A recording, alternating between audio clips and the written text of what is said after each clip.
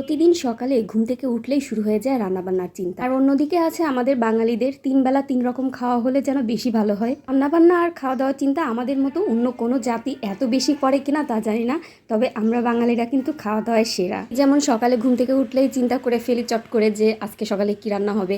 আবার একটু সময় যেতে না যেতেই দুপুর হয়ে যায়, দুপুরের রান্না কি হবে। আবার বিকেল গড়াতে না গড়াতেই রাত্রে চিন্তাও শুরু হয়ে যায়। মধ্যে আবার আছে সকালে একটু হালকা ধরনের খাবার, দুপুরে একটু ভারী খাবার, আর রাত্রেবেলায় একটু মুখরোচক খাবার হলে যেন আমাদের একটু বেশি পছন্দ হয়। সুপার শপ থেকে ব্রাউন আটা কিনে নিয়ে আসা হয়েছিল।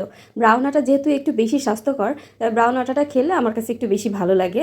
তো ব্রাউন আটা দিয়ে আমি নর্মালি রুটি বানাতে যেহেতু অনেক সময় লেগে যায়, সেই জন্য হাতে মাখায়ে রুটির মতো করে একটা চাপটি টাইপসের তৈরি করে নিলাম। এভাবে চাপটি মতো করে বানায় খাইলে কিন্তু অনেক মজা লাগে। আপনারা একবার বাসা ট্রাই করে দেখতে পারেন।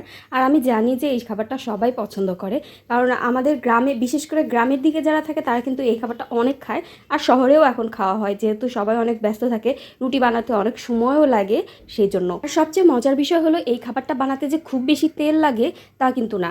তাওয়াটা জাস্ট একটু টিস্যুতে হালকা একটু তেল দিয়ে যদি মুছে দেওয়া যায় তাহলে কিন্তু অনেকগুলো রুটি বানায় নেওয়া যায়। যাই হোক, সকাল সকাল আমি অনেকগুলো রুটি বানিয়ে নিলাম, মানে চাপটি রুটি বানিয়ে নিলাম এভাবে অল্প তেলে ব্রাউন আটা দিয়ে। আর খুব মজা করে দুজনে সকাল সকাল, এটা একটু মাংস ছিল ফ্রিজে, সেটা গরম করে খেয়ে নিলাম। আপনাদের বাসায় সকালবেলা বেশিরভাগ সময় কি খাওয়া হয় জানাবেন।